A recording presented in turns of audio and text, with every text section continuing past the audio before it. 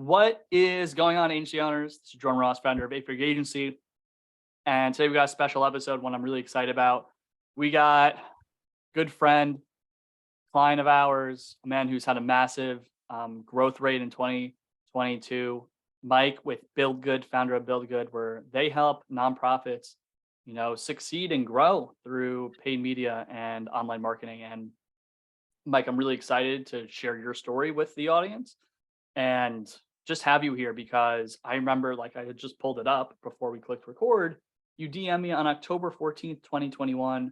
Hey, Jordan, not sure if you're the right fit, but you got me interested. We're a small agency. Let me know about your process so we can find out more. And we ended up kicking off in January this year. And you guys have had massive success. I think you told me where you guys were at. I think if I'm recalling correctly, you added like 50K in MRR this year in total. Yeah, and you hit your goal. When we started with you, I think we were at 20K MRR, if I remember correctly, our first conversations. And as of today, we're ending the year with 70K in monthly recurring revenue. Our clients are it's not project based; it's all 12-month contracts, so it's true MRR. That's true.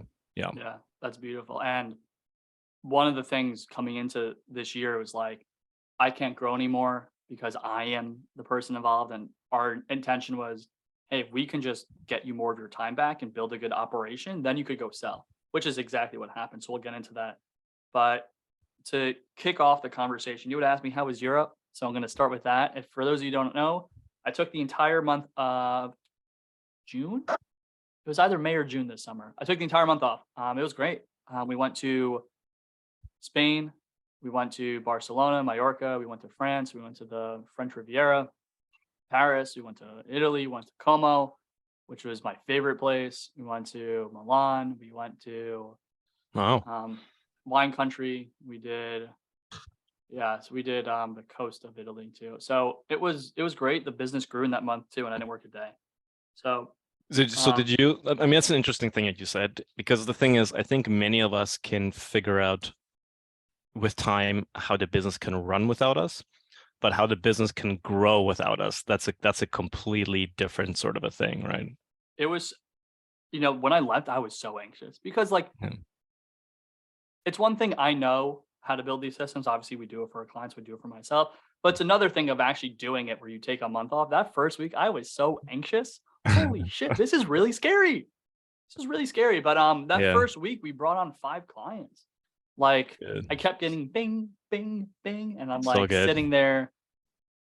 Yeah, the team really held the fort down. And we've grown immensely this year.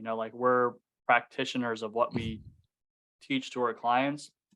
I think our consulting team is now up to 7 consultants. We got 2 new sales guys, full ops guy. So we just been following the process. So I think the goal is to be at 200, 250 clients by next year. We're pushing 70 right now. Okay. So when you came back, were you like, because I took a little bit of time off this year too, not a lot, not as much as you did, but it took 3 weeks. Yeah. And when I came back, 2 of those weeks was completely like, you can't really reach me, right? When I came back, it was so helpful. A, same thing that you experienced, amazing, things are still running. But B, I also found a bunch of blind spots, my own mostly. Yes. But things where I hadn't covered things enough. Did you find any of that, or? Yeah. So there's a process we do with our clients called the stress test.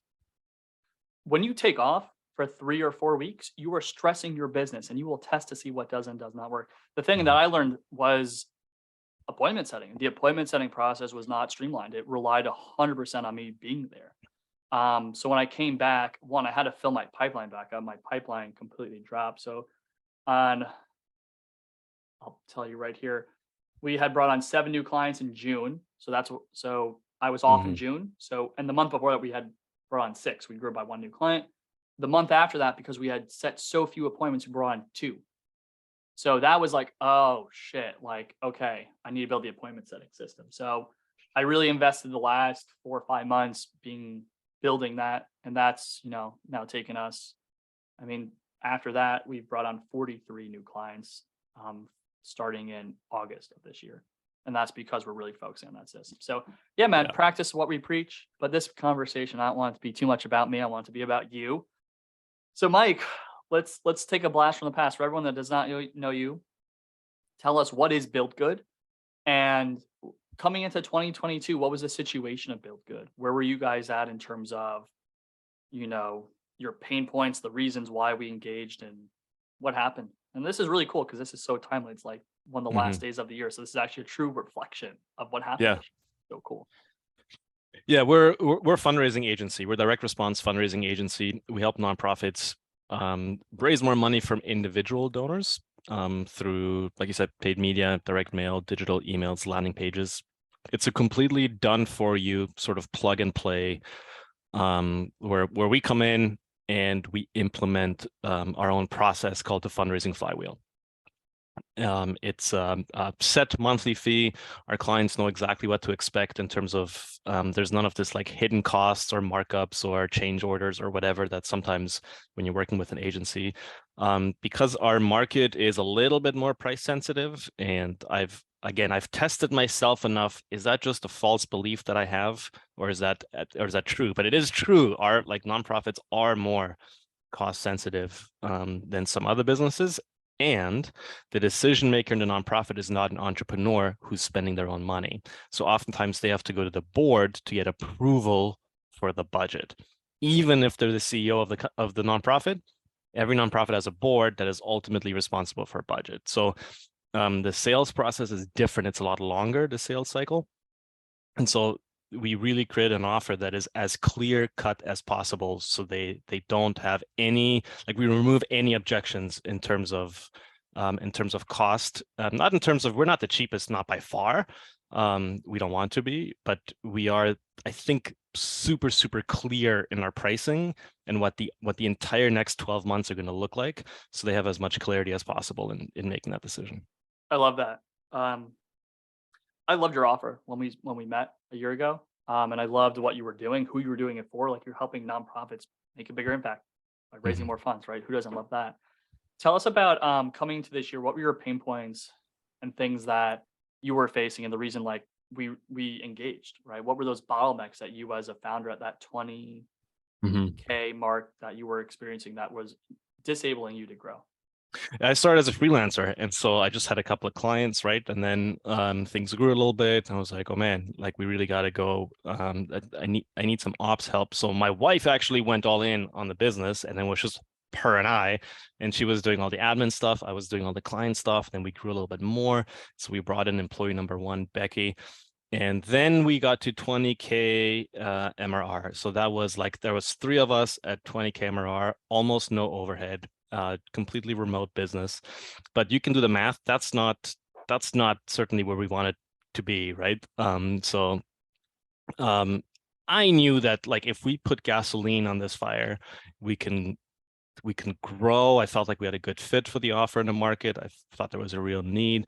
But I couldn't get out of the work. I was in the weeds. So you actually had this, the reason I reached out to you is you had a 20 or 30-second video on LinkedIn. I think it was the profile video at the time that LinkedIn allowed you to have. Shit, I need to update that. But you were I was like, I know this guy is actually speaking exactly to my situation. He's like, you can't get out of the work. You're doing all the client work. You need to get out to grow it, but you can't. The way to get out is to have more staff, but you can't have more staff unless you grow it. So you're caught in this messy middle when you can't go either way. So that's where we were. That's what we were facing and feeling it pretty acutely, I would say. Yeah. So looking back on the year, we built a lot of stuff, right? Built a lot of different things on the software side. We brought in some partners to help build out project management. We hired someone, but what were the maybe 3 to 5 top things we built? Because 20K to 70K, that's a great success this year. And that's 70K every month. True MRR, as you said. So you're in a wildly different place as an owner. You took your first vacation 3 weeks. You hadn't been able to do that. Right. What did we build what were the things we built that enabled that success for you, that enabled you to take some time for yourself and actually go and sell more because you could take on more now? What were those key 3 to 5 things that stand out for you? Yeah, a few key things that you and Zach and your team and us worked on together. First and foremost, and this is an ongoing, we're not there yet, but it is build out a library of standard operating procedures and trainings. And we didn't have any of that. And part of the reason things were going okay is because I had my hand in everything. But as we were going to scale, I no longer am going to see every single piece that goes out. Right. And so we need checklists, we need clear trainings, we need very clear documentation of, this is how we do things, and this is the standard that you are held to, because this is how we do things. And so we are still, I think I underestimated how much work that is. We are still. It takes, we're still doing it. Like, I think people overlook that it's logical in nature. I just need to build SOPs. Yeah, it's going to take you a year at least, because you're going to make them, and 6 months down the road, something's going to change. And something's going to, like, we were bringing on a new sales professional. I had to make all my new SOPs for my sales process, like, because we've gotten better, our prices have increased, our offer has shifted, we improved our software, like, so much. I'm like, so this is what I'm doing last night. I'm like, I'm going to go to the gym and then end up working for an hour because I have to make all these trainings. So it allows you to get going, but it really is an evergreen approach. You have to keep doing it. So we built the SOPs, we started to standardize things on your process. What else happened after that that enabled that growth? Yeah, I took a bit of I said, okay, cool. I've got these guys that can coach me through some of the stuff and help me out. I'm just gonna go and sell a little bit more, even if I feel like things are gonna break. I'm just gonna go do that. So we did that, got some new revenue in the door, had to hire. So we built out a hiring process. Yes, got clear on our values, got clear on the wall, clearing the wall, got clear on you're gonna have to listen to some other episode to if somebody doesn't know what clearing the wall means, they're gonna have to go through your back catalog. Filtration process to make sure we have the right talent coming in the door. Yeah, that's right. So we did that. That was very helpful. We still use that system to date. As new people were coming on board, the third thing that where we followed your methodology was an FAQ process. But I think I'm skipping a step here. I'll make that number 4. Number 3 is we were doing all of this stuff in Google Drive and Google Sheets, and it was frustrating me to keep everything organized. And so we built out we moved everything to Airtable, built out some different Airtable bases to help categorize and sort things. We still store most stuff in Google Drive and then link to it from Airtable. I'm a little bit scared to have the raw content just in Airtable in case we ever want to migrate, or in case Airtable is ever down, or in case whatever. Like we have it. Actually, there is a way to back up your data, and if you want the introduction, I can make an introduction to someone that could. If you want to have it stored in the cloud outside of Airtable, we do have that. Gotcha. We can make an introduction to. Yeah. Awesome. SOPs, hiring, sourcing talent, the OS, as I call it, the operating system. So the CRM, the project management, team management, and learning management, and the FAQ process, right? And then once we had Airtable in place, we implemented an FAQ process, and I got clear on the team about it. And this is probably one of the neatest things that we've done, and I'll tell you why it's been beneficial in many different ways. So here's how it works. We have a Slack channel called Questions. And then the pinned message at the top is, if you have a question, here's the steps that you got to follow. Number 1, knowing everything you know about our values and how we do things. How would you solve this? That might give you the answer right there. Maybe you didn't need to ask the question. I love that. Number 2, if the question still isn't answered, go and check our FAQ library, our trainings, and our SOPs. If it's still not in there, submit an FAQ. So there's an Airtable form. Now you submit the question. So you still haven't gotten it answered. On step 3, you still have not gotten an answer to the question. And step 3 is you got to submit the question. What that does is that creates a flag in the FAQ library that there's an open question. When you submit that question, you also have to submit what you think the answer would be. It can be wrong. There's zero pressure here. But like if you if you were in charge, if you owned this place, or if you were your supervisor, what do you think the answer would be? And it can be wrong, right? But you just want to know, just want to make sure that people are thinking about this problem solving and see how they think. I love After that. only after you've submitted an FAQ and you still don't have your question, you can then go to your supervisor and ask the question in Slack. That's I love that so much. And I'm just like, it's one of the most fun things I have on these conversations is like, the student becomes the master, becomes the teacher, right? And, I think the FAQ process is actually one of the most effective ways to train people because it just forces them to think. And that's training is teaching people how to think. When you force an answer, you force at least something to happen in their brain that wasn't happening before. right. Right. So I love that so much. I would be so curious to see how you guys built it, what it looks like in your library, if we'll with it in a future conversation. Yeah, for sure. SOPs, here's hiring. Oh yeah. Yeah. Okay. There's more cool stuff that happens here after More the cool FAQ. stuff. Ooh, So what's because next? now I have an open FAQ question in my base, and I know, okay, this is a question that the team doesn't know the answer to. So in our weekly team meeting, I pick one or two of those open FAQ questions and I answer it in the team meeting and I record it. So A, it's real-time training for the team. Number two, it's now become a recorded SOP that goes in the SOP library.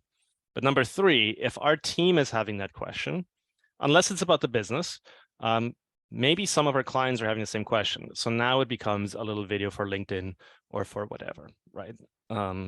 It's just like surfacing the stuff that we can use for content and or to create trainings and SOPs.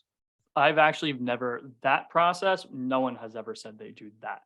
That's fucking sick, right? So we take that answer, when I give the answer, I just record it, which is, I call that killing two birds with one stone. And then once I record, not only am I training someone, it's in the SOP library, but it's also content. That's great.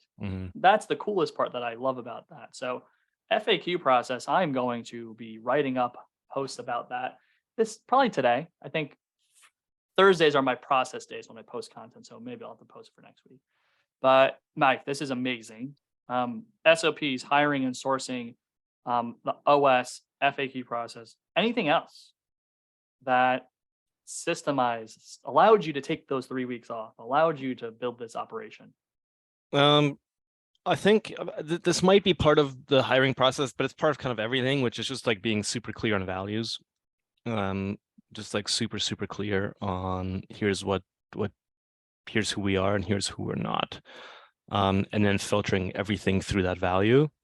Even when we're answering questions, sometimes I'll go like, well, one of our values is extreme ownership. What would this look like if you own the place, right?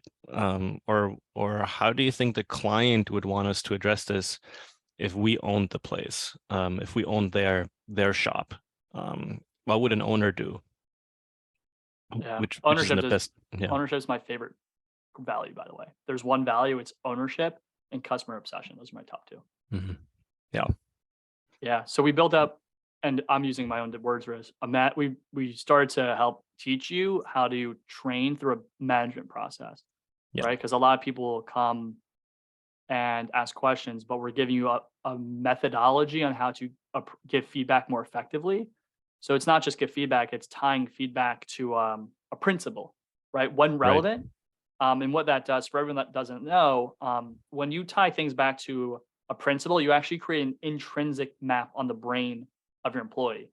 So the more times you reference a principle like ownership or customer obsession, you create a map of what falls into that and what doesn't. Those are called heuristics, simple sets of rules that drive complex sets of behaviors.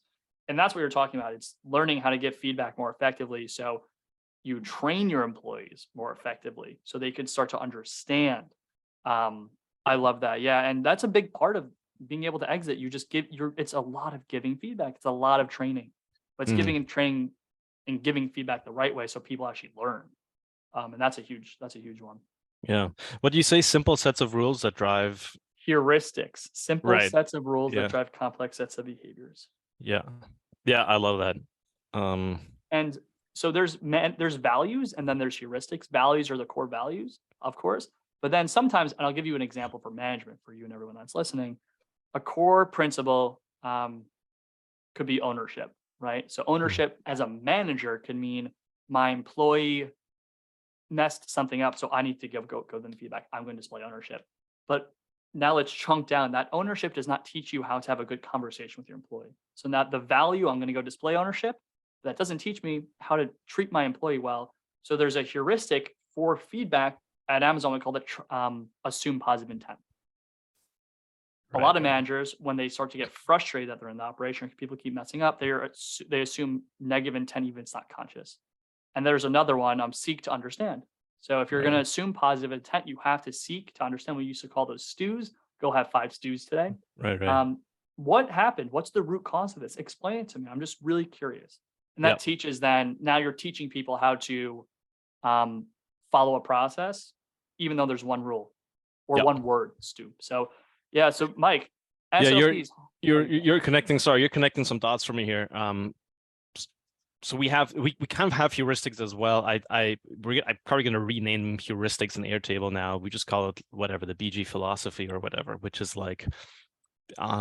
things that we tell to clients all the time, and it's just like a simplified. So, for example, one of them is simple scales, complex fails. Perfect example. Another one is like retention starts at acquisition. So if we're going to do donor acquisition, like retention, that's not a thing we do later. That's like it starts once the deal closes. Yeah, exactly. Yeah. These are exact examples. So what we have in our learning management system, we have values, but then we have a section for heuristics. We have consulting heuristics. We have communication heuristics. We have management heuristics. We have different, because there's heuristics for pretty much every part of your business. So it's like you test things and they have to stick. Sometimes they do, sometimes they don't. And then okay, that didn't work. People are not getting it. I need to change the wording here. Do I need to make it rhyme? Do I need to make it very visual? Do I need to train people on it? So high level recap, you've done a lot, right? And it's really operational, right? So we built the SOPs, we built the process. We hired and sourced the right talent. We sourced the right talent through the filtration in the wall. We built the OS, so project management, team management, FAQ process is in there that's enabling people to learn. We built out a management process and taught you how to, and you learned this year, how to give feedback effectively, how to tie things back to values, how to build heuristics, even though you didn't realize you're building heuristics. And all those things enabled your team to execute. And when your team was executing, when you had better project management, when you had better processes, you're able to go sell more. And you did, right? You went out, and that's the big thing, right? It's not that good marketers know how to go sell and market, but they just need to be able to. And Mike, it's been I told you I was really emotional. Just I got full body chills when I heard about your success, because I knew about it, but like it's one thing hearing, hey, my goal this year was 70K, and be like, hey, I did it. I'm hitting my 70K goal. Right. And it's great. So for everyone listening, final words of encouragement or ideas or things you want to share to end out this conversation. What would you say for the agency owners that are in your situation that you were starting this year? Yeah, it's like the encouragement that I have for you is, I think if you're an agency owner, you're entrepreneurially minded, you are going to tend to want to sprint and be like super persistent, all in, and then burn out 3 weeks later. And so I've learned through this process, which is like consistency over persistency. So like small steps over time, but consistently. So creating SOPs is not a thing you're going to do in 4 weeks because you're going to burn out. Creating SOPs is an ongoing business process that you do every single week, a little bit at a time.